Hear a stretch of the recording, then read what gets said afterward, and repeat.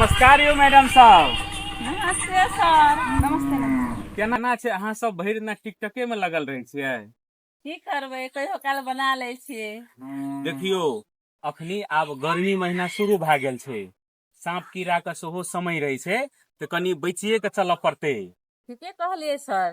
सांप से केना के बचबै आ सांप काटे लेलकै तऽ की करऽ पड़तै? ठीके छै, सुनू सांप से कोना के बचबै। अपना सबके घर अंगना दुआरि बखना पर जे घास पात रहे छै ना, सबके सफा करबै गर्मी महीना शुरू भेल संगे। तै के बाद जे घर में झाल ढोका सब में जे मूस के घूर सब रहे छै सबके बंद करबै आ जाली लगबै वाला ठाम में जाली लगा देबै।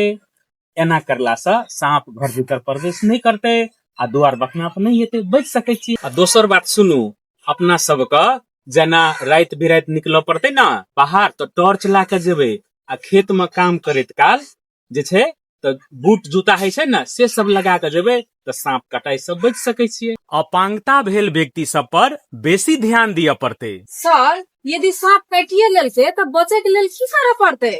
सुनू, यदि सांप काटिए लेलकै तो सबसे पहले उ काटल व्यक्ति के बिल्कुल हड़बड़ाए ले नहीं कहबै और ओकरा खाय ले नहीं देबै, किछो पिए ले नहीं देबै आ सुतै ले नहीं देबै। सांप काटल व्यक्ति का यदि औंठी लगेने छै, कोई चूड़ी लगेने छै, बेल्ट लगेने छै तो सबसे पहले निकाल देबै आ बिल्कुल हड़बड़ाए ले नहीं कहबै, जते जल्दी है अस्पताल ले जेबै। दोसर बात, जे व्यक्ति के सांप काटना छै तो ओकरा झाड़ फूक वाला जगह पर बिल्कुल नहीं ला जेबै।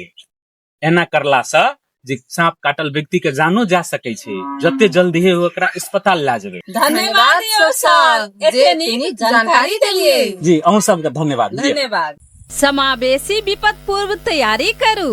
Australian add a CBM global के आर्थिक सहयोग में तथा समावेशी अपांग संघ सप्तरी आ सबल नेपाल के संयुक्त आयोजना में संचालन भ रहल अपांगता समावेशी विपद जोखिम न्यूनीकरण परियोजना।